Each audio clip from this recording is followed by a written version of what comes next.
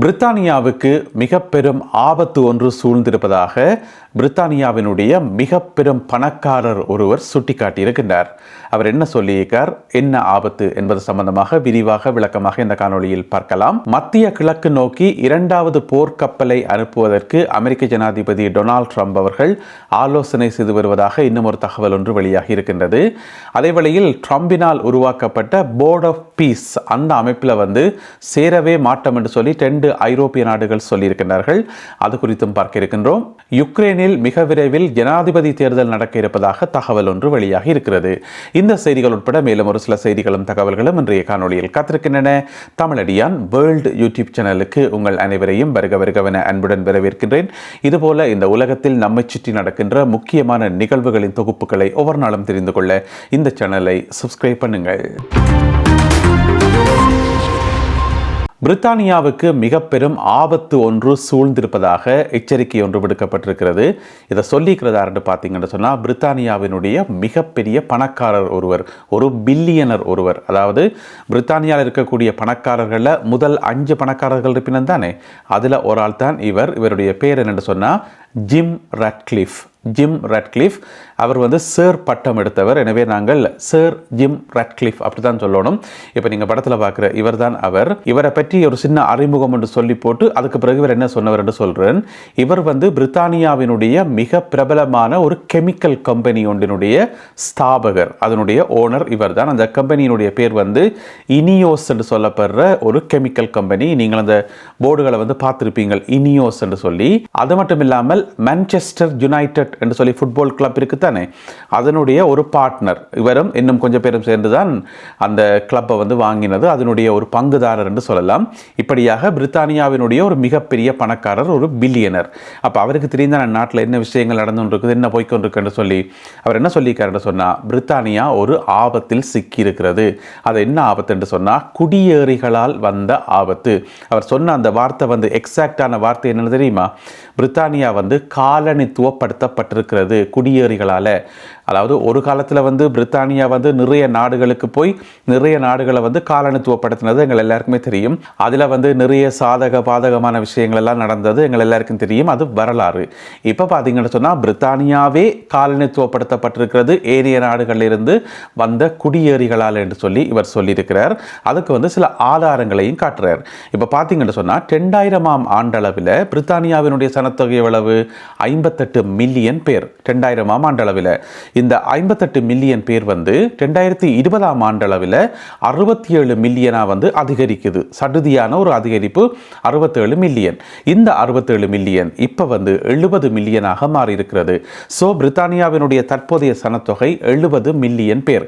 இந்த 70 மில்லியன் பேர் இந்த 2026ஆம் ஆண்டில் வந்த தொகை இல்லை. 2024ஆம் ஆண்டு நடுப்பகுதியிலேயே 70 மில்லியனை தொட்டுட்டது யூகேனுடைய சனத்தொகை. இது யூகேனுடைய தேசிய புள்ளிவிவரவியல் திணைக்களத்தால் சொல்லப்பட்ட தரவு. அந்த தரவை சுட்டிக்காட்டி இவர் என்ன சொல்றாரு என்று சொன்னா, மிக குறுகின காலத்தில் ஒரு 24-25 வருஷத்திலே 12 மில்லியன் பேர், கொஞ்சம் நஞ்சம் இல்லை, 12 மில்லியன் பேர் யூகேல வந்திருக்கணும்னு சொன்னா, இது அந்த இயற்கையாக உருவான சனத்தொகை கிடையாது, இயற்கையான அந்த வளர்ச்சி கிடையாது. இப்ப 12 மில்லியன் பேர் சனத்தொகை அதிகரிக்கணும்னு சொன்னா, அதுல நிறைய வர்த்தகர்கள் உருவாகணும், வைத்தியர்கள் உருவாகணும், என்ஜினியர்மார் உருவாகணும், நிறைய தொழிலாளர்கள் உருவாகணும். அப்படி ஒரு படிப்படியாக வளர்ந்து போனால் தான் அந்த நாட்டினுடைய பொருளாதாரத்துக்கு அது சரியா இருக்கும். ஏன்னு சொன்னால், ஒரு பில்லியனருக்கு தெரியும் தான் எப்படி சனத்தொகை வளரணும்னு சொல்லி. ஆனால் இங்கே வந்திருக்கிற ஆக்கள் எல்லாருமே இந்த 12 மில்லியன் பேரும் வெளிநாட்டிலேருந்து சடனா இங்கே வந்தாக்கள். இந்த அதிகரிப்பு சடனான ஒரு அதிகரிப்பு. இது ஒரு ஆரோக்கியமான குரோத் கிடையாது என்று சொல்லி அவர் சொல்லியிருக்கார். எனவே இதனால பிரித்தானியா காலனித்துவப்படுத்தப்பட்டிருக்கு என்று சொல்லி ஒரு வகையில் சொல்ல போனால் இது ஒரு இனவாத கருத்து கூட நாங்கள் சொல்லலாம். ஆனால் புள்ளிவரங்களோட சொல்லியிருக்கார். அது மட்டும் இல்லாமல் பிரித்தானியாவை இப்போ காப்பாற்றணும் என்று சொன்னால், இந்த ஆபத்துக்களை பொருளாதாரம் கடுமையாக அடி வாங்கி இருக்குது. பிரித்தானியாவினுடைய பொருளாதாரம் கடுமையாக பாதிக்கப்பட்டிருக்கிறது.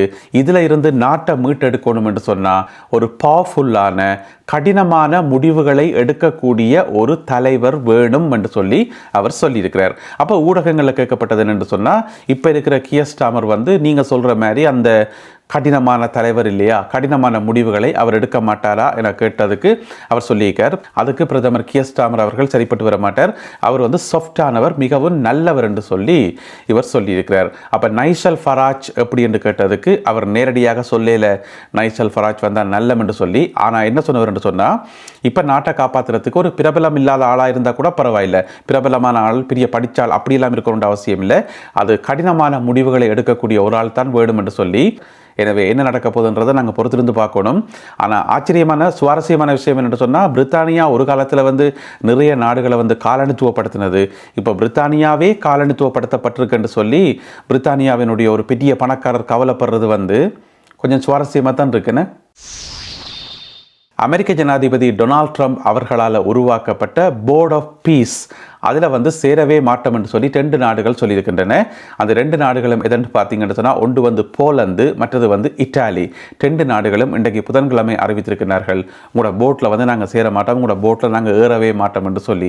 ஏன் சொல்லுங்க பாப்போம், அந்த போட் உருவாக்கப்பட்டது முதல் என்னத்துக்கு, காசாவில் வந்து அமைதியை கொண்டு வரத்துக்கு, அதுக்கு தான் உருவாக்கினவர். அதை வந்து நைஸாக அப்படியே வந்து உலகத்துக்கே அமைதியை கொண்டு வருகின்ற ஒரு அமைப்பு என்று சொல்லி மாற்றி விட்டார் பிடிச்சி. அதாவது ஒரு பிரைவேட் அமைப்பு, அதாவது ஐக்கிய நாடுகள் சபைக்கு போட்டியாக கொண்டு வரணும் என்று சொல்லி பிரைவேட் ஐக்கிய நாடுகள் சபை என்று சொல்லி நாங்கள் சொல்லலாம், அதாவது பிரைவேட் யூஎன் என்று சொல்லி நாங்கள் சொல்லலாம். அதை எல்லாரும் ஒத்துக்கொள்வினோமா இல்லையேன்னு, யூஎன் என்று சொல்லி அமைப்பு இருக்கும்போது யூஎன் வந்து நிறைய குளறுபடிகள் கோளாறுகள் நிறைய பிரச்சனைகள் இருக்குது, அது வேறு பிரச்சனை. இருந்தாலும் ஒரு ஒஃபிஷியலான அமைப்பில் போய் ஆக்கள் சேருவினமா அல்லது ட்ரம்பினுடைய அமைப்பில் போய் சேருவினமா? எனவே ட்ரம்பினுடைய அமைப்பில் வந்து நாங்கள் சேர மாட்டோம் என்று சொல்லி போலந்தும் இத்தாலியும் வந்து மறுப்பு சொல்லியிருக்கிறார்கள். எனவே ட்ரம்பினுடைய போர்ட் ஆஃப் பீஸ் எப்படி போப்பது என்பதை நாங்கள் பொறுத்திருந்தான் பார்க்கணும். இதுக்கிடையில் வந்து மத்திய கிழக்கு நோக்கி 2ஆம் கட்ட படை நகர்த்தலை மேற்கொள்வதற்கு ட்ரம்ப் ஆலோசனை செய்து வருவதாக சொல்லப்படுகிறது. அதற்குரிய பிரதானமான காரணமே ஈரானுக்கு வந்து இன்னும் அழுத்தங்கள் கொடுக்கறதுக்கு. ஒரு பக்கம் ஈரானோட பேச்சுவார்த்தைகள் நடந்து கொண்டு ஒரு பக்கத்தால் அந்த பேச்சுவார்த்தையில் வந்து ஈரான் சில பல விஷயங்களுக்கு வந்து ஒப்புக்கொள்ளணும், தலையாட்டணும் என்றதுக்காக அழுத்தம் கொடுக்க வேண்டியிருக்குது. அதுக்காக 2ஆம் கட்ட படை நகர்த்தலை செய்ய போகிறாராம். உங்களுக்கு தெரியும், ஏற்கனவே மத்திய கிழக்கு நோக்கி அப்ரஹாம் லிங்கன் அந்த போர்க்கப்பல் வந்து அனுப்பி வைக்கப்பட்டிருக்கிறது. அந்த போர்க்கப்பல் என்று சொன்னால் இனி அந்த கப்பல் மட்டுமல்லாமல் அதோட சேர்ந்த ஏனைய தாக்குதல் கப்பல்கள், பிறகு இராணுவம், விமானங்கள், பிறகு அணுகுண்டுகள், இந்த மாதிரி பெரிய பெரிய படைக்கலங்களோட தான் அனுப்புவினோம். அப்படி ஏற்கனவே அனுப்பியாச்சு. இப்போ 2ஆம் கட்டத்தை அனுப்புறதுக்கு இந்த மாதிரி என்னத்தை அனுப்ப போகிறான்னு தெரியல, பேர் வெளிவரையில். ஆனால் ஏதோ ஒரு பெரிய ராட்சச கப்பலை அனுப்புவதற்கு ட்ரம்ப் ஆலோசனை செய்து வருவதாக தகவல்கள் வெளியாகியுள்ளன. யுக்ரைன் நாட்டில் ஜனாதிபதி தேர்தல் ஒன்றை நடத்துவதற்கு அந்த நாட்டினுடைய ஜனாதிபதி செலன்ஸ்கி முடிவெடுத்திருப்பதாக தகவல்கள் வெளியாகி இருக்கின்றன. உண்மையில் வரவேற்கப்பட வேண்டிய மிக முக்கியமான முடிவு. ஏனென்று சொன்னால், கனகாலமாக ஜனாதிபதி தேர்தல் நடக்கவே இல்லை. அதுக்கு காரணம் செலன்ஸ்கி சொல்லிப்பட்ட நாட்டில் சண்டை நடக்குது, யுத்தம் நடக்குது. இப்போ ஜனாதிபதி தேர்தல் நடத்துறது வந்து பொருத்தமானதல்ல, மக்கள் வந்து அதற்கு தயாராக இல்லை என்று சொல்லி கனகாலமாக சொல்லிக்கொண்டே வந்தவர். பிறகு ட்ரம்ப் வந்த பிறகு திரும்ப சொன்னபடி, நீர் வந்து நடுக ஜனாதிபதியாக இருக்கிறீர், இது சரிப்பட்டு வராது, கெதியா எலெக்ஷனை வையும் என்று சொல்லி ட்ரம்ப் நேரடியாகவே சொன்னவர். ஊடகங்களுக்கு முன்னால் பகிரங்கமாகவே பேசினவர், நீர் என்ன இப்படி ஜனாதிபதியாக இருக்கிறீர் என்று சொல்லி. அப்போ சொன்னவர், இல்லை நான் நடத்துவேன் கட்டாயம் என்று சொல்லி இப்போ வந்து அறிவிச்சிருக்கிறார். ஓகே, நாங்கள் வந்து மே மாத நடுப்பகுதியில், இந்த வருஷம் மே மாத நடுப்பகுதியில் யுக்ரைனில் வந்து ஜனாதிபதி தேர்தல் நடக்கும் என்று சொல்லி எதிர்பார்க்கப்படுகிறது. இருந்தாலும் இதற்கான ஒரு உத்தியோகபூர்வமான அறிவிப்பு ஒன்று விடத்தானே வேணும். அந்த அறிவிப்பு வந்து இந்த மாதம் 24ஆம் தேதி, பிப்ரவரி மாதம் 24ஆம் தேதி விடலாம் என்று சொல்லி எதிர்பார்க்கப்படுது. ஏன் சொல்லுங்க பார்ப்போம். 24ஆம் தேதி வந்து ரஷ்யா யுக்ரைன் சண்டே ஆரம்பித்து சரியாக 4 வருஷம் முடியுது, 4வது அனிவர்சரி அவேண்ட. எனவே அந்த நாளில் வந்து அறிவிப்பு செய்வதற்கு செலன்ஸ்கி தயாராக இருப்பதாக சொல்லப்படுகிறது.